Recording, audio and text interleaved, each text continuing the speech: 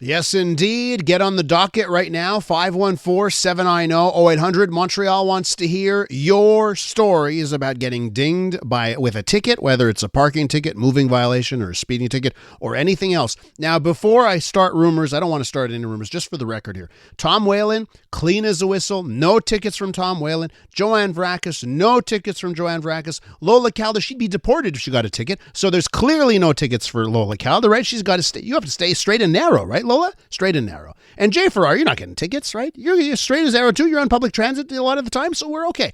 No tickets from the team here, but we know that some of you have been dinged of late. So 514-790-0800. Let's start off here, traffic court, with the lovely Danielle. Hi, Danielle. Hi, how are you doing? I'm doing good. Danielle, what do you drive? I drive a Mercedes. Oh, hey, Danielle, tell me about this one. What kind of Mercedes you got? Do you love it? It's a second hand. I've never owned a new vehicle ever. It was second hand. It's a C300, 2013. 213. And I'll drive it until it dies, then I'll rip the plate off, and when it goes on the side of the road, that'll be it. Okay, now listen, I've heard, through the grapevine that sometimes the German cars, the used German cars, sometimes they can be, a lot of repairs, that kind of stuff. How's your experience been? No, mine's been okay. I average everything out on a spreadsheet, and it comes out to around $2,500 a year to run it. That's including like brakes or standard regular maintenance, oil changes, whatever.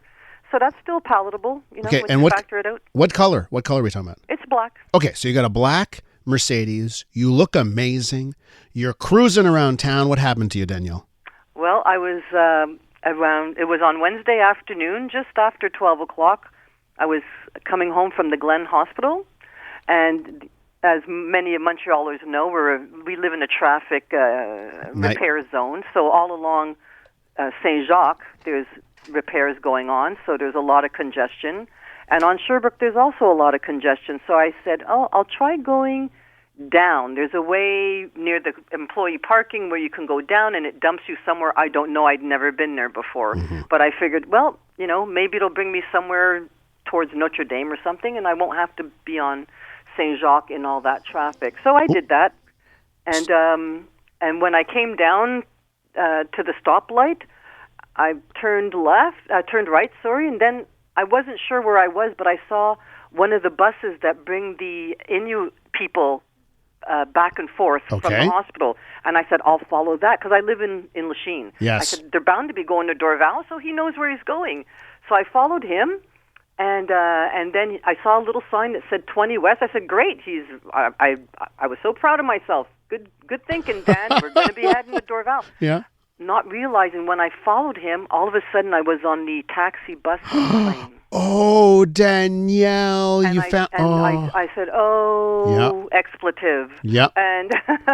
But then as I was driving along there, and I wasn't going very quickly, I saw a police officer on the side of the road. So I pulled up behind him, and I put my flashers on, and I got out of my car, and I walked up to him, and I started explaining to him. I said, I apologize. I was following the Inuit bus because I took a way that I'm not used to. And he said, first he stopped me and he said, can you kindly pull up in front of me? Because I guess it's a protocol that the police officers are behind a vehicle. So I got back in my car and I pulled up in front of him, and then he came up to my window. So I explained to him, I said, I know I'm not supposed to be here, but I was taking a different way home. Honest mistake, you say. Inuit bus, and I didn't realize, and you can't get off it once you're on there. Yeah, you're stuck. That's right. So I figured I'll be honest and say, I understand I'm not in the right spot. I was following this bus because I was taking a different way. I'm really sorry, and he sort of just looked at me and then asked me for my stuff and gave me a $186 ticket. Anyway. And SQ, this is Sortez, Quebec? Yeah, because we're on a highway, right? It wasn't local police. And so I said to him, he goes, a lot of people always get excuses that they know. I said, but you didn't stop me. Mm-hmm. I stopped to tell you that I'm sorry. I realized I'm in the wrong. No, so I got dinged for $186. So I'm contesting it. I put not guilty. Okay, but Danielle, you're saying you're not guilty, but then you're going to go to the court. You're going to tell this story. Yeah. You're hoping for mercy. You said you work at the hospital? No, I don't. I volunteer at the hospital. I'm the president of the Camille Lefebvre Residence Committee. Okay, even better. Now listen, Danielle, because you are technically in the wrong, you have to rely on pleading on the mercy of the court. You need to get luckier. I hope they'll be reasonable. I mean, I could have zipped by him and he Yeah. might not have seen me at all. But it sort of rattles your faith in honesty, you know? Honesty. Yeah, they say honesty is the best policy. Not so much sometimes, huh? Yeah, you look at the orange julep and all of the crap he's pulling off, and you figured they're all criminals there, and they're all getting away with it. Wait. Danielle, now you lost me. How did you get to the orange julep? Now I'm having second thoughts. Do not bring up the orange julep in front of the judge, Danielle. No, I won't. Well, you know, but I'm just saying, you know, it just rattles your faith in being honest. You know, I tried to be honest, and it didn't wash. Danielle, listen, good luck with the case. Let this be a lesson to everyone. Don't voluntarily pull over. Wait until the red and blue, okay? Because maybe you'll get away with it. Yeah, there you go. And sometimes honesty doesn't work out. Okay, so Danielle, good luck. My dear. Thank you. Keep us informed, by the way, if you win your case. And God bless you for volunteering at the hospital, okay? I'll do. Take care, baby. All right, that's Danielle over there. Let me scooch over. I'm going to go to Vula because she has a great name. Love that name, Vula. Vula, what are you driving? I'm driving a Hyundai. Hyundai. You like that car? It's fine. It's good. Fine, just How fine. are you today? Okay, I but have a good story to say. Tell me. And honesty is the best policy. I've deferred 3 times tickets from that. The first one of the tickets, though, it was on my birthday. I had ordered my cake, pre-ordered it, and I went to pick it up, and I couldn't find any parking. So I parked, 5 feet from the curb. Yes. Where you're not allowed to park. Yes. There's no parking. I went in and out 5 minutes. I come out, and there are two police officers on bicycles, and they've written up a ticket. So I come out, they're putting it on the dashboard. I go, you must be joking. I go, I'm holding out this big cake. You must be joking. I go, you're giving me a ticket on my birthday, and I even have to come pick up my cake myself. They didn't believe me anyway. I gave them my driver's license. I don't know how they did it, because once they've written up the ticket, it's very hard to tear up. Yeah. They actually tore it up. And Really? for your listeners, I want them to know that it's a $179 ticket. So that's crazy. And you know it's the code, right? The birthday code. You can't get a ticket on your birthday. It's like... I know. Yeah, Well, I Vula? was very happy. I was very, very happy. Well, that's great. Vula, listen, I'm running up against the clock. Did you want to tell me about one other one? Another one. My father was having an operation the next day, and I was going to work in the morning, and I was late, and I was on Henry Barasta, 50 kilometers. At some point, I have a student driver in front of me. Oh, boy. I passed the student driver, and now I'm going 90, 95. At one point, there's a police officer with a camera. He pulls me over. He goes, do you know you were going 95? I go, yes, you're absolutely right. I'm sorry. I go, I had a rough day. This and this happened. So he looks. He takes my driver's license. He goes. He checks the registration. So I go to him. Okay, I didn't argue with him. Yeah. I go to him. Okay, where's my ticket? I go, how much is it? He goes to me, I don't know. How many points? I don't know. You're going to get it in the mail. I never got a ticket in the mail. Wow. Vula, What? listen, let me tell you something. If I'm the cop, 95 and a 50, you're going to the slammer, Vula. I know, but I was able to defer it because honesty is the best policy. Well, Vula, listen, you sound like a sweetheart. You have the best name. That was my mom's name, Vula, by the way. So actually, if I pulled over a Vula, you're getting off. That's just how it works. You're not going to get a ticket. I'm not getting a ticket. You're not going to get a ticket. Vula, be well. Thanks very much for those two stories. I appreciate it. Still time for you to get on the docket and tell us about the tickets you've received. Maybe you're in the right, maybe you're in the wrong, but we'll take a look on traffic court. Let's start off this half here with Beverly, who's on the line. Hey, what does that say? This week, all the callers have been women. Is it the women who are the drivers out there getting the tickets left, right, and center? That surprises me. Beverly, how you doing? Yeah, great. How are you? I'm doing well. What do you drive, Beverly? Yukon Gold 2019. Wait, so it's a gold Yukon, a GMC Yukon? Yes. Oh, that's a view. You were making a statement. You probably look really good, Beverly, in that car. Actually, I don't drive it. My husband does. Okay, and let me ask you, what is it, like 98 liters to 100 kilometers? I think it's like not even. It's a 1-to-1 ratio. Okay, it's crazy. Yeah, tell us the story, Beverly. Okay, so what happened was I was on the way to the SHUM. I have lymphoma cancer. So I was on the way to see my oncologist, and it was really early, like not even before 8 o'clock in the morning. We go there like very, very often. So unfortunately, my husband did a wrong turn instead of going straight because it's crazy downtown. It's crazy. The construction. So he did a left and he should have continued. The cop pulled him over, actually in the parking lot of the SHUM.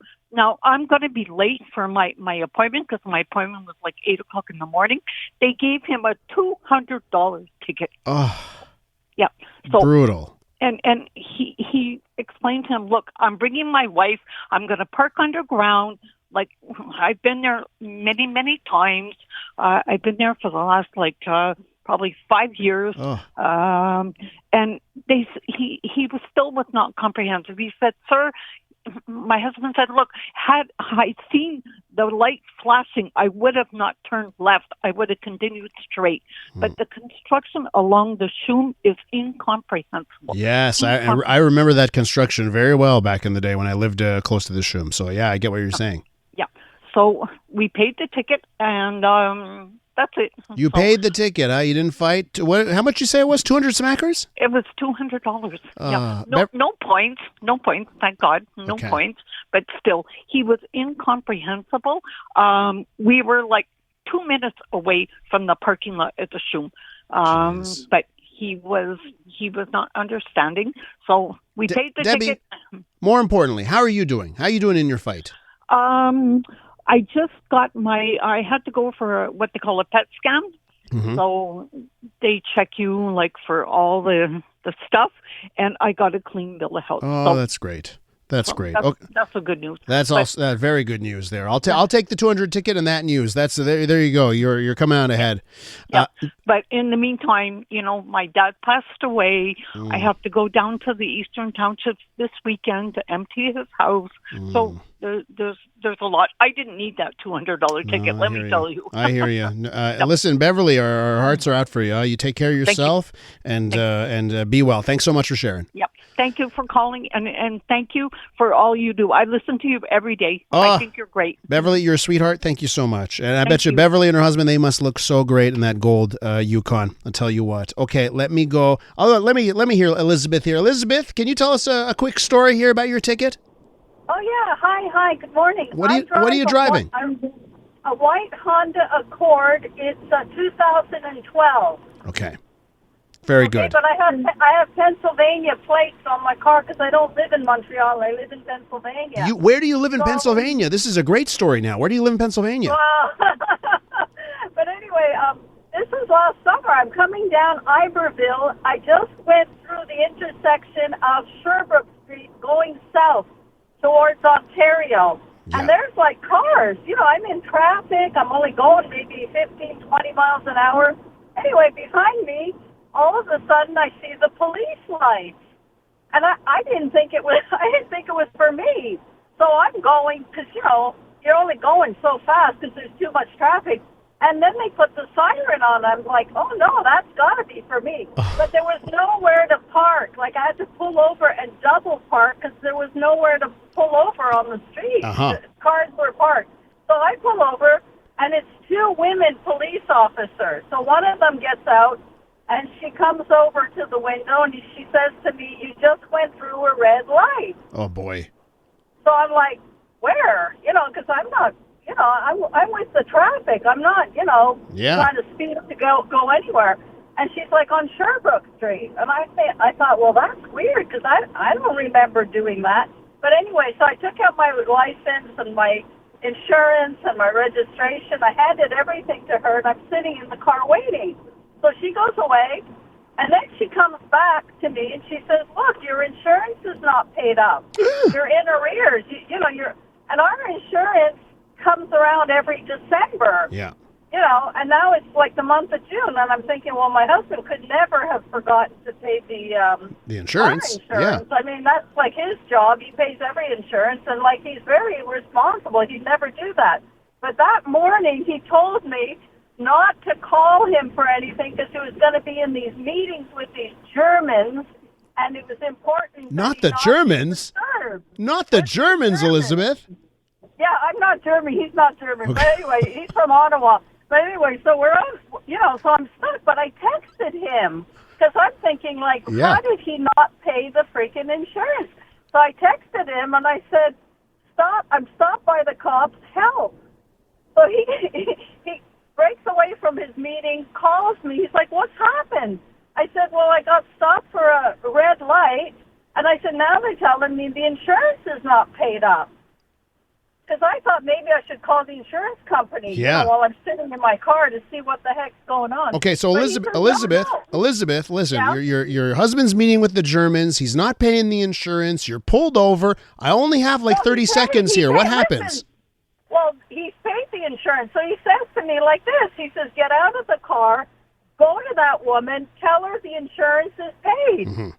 So what else do? I get out of the car. There's traffic, and I'm thinking, like, this is like an out-of-body experience. I go up to the policewoman, but she's walking towards me. So we're out on the street there, and she says, everything is okay. Oh. And then she lets you go. And she gives me back my pile of paperwork, and I'm expecting to see a ticket for going through a red light. Yep. But there was nothing. I get back into my car, and I start putting my paperwork away so I can drive, and there's no ticket. Listen, I'm very happy it worked out for you. Now, Elizabeth, are you a Philadelphia girl or are you a Pittsburgh girl? You got to tell me. No, Pittsburgh. Pittsburgh, okay. Okay, that's a beautiful city. Go Pirates. Elizabeth, thank you for calling and telling us about the story about the trip on Iberville, okay? I appreciate that.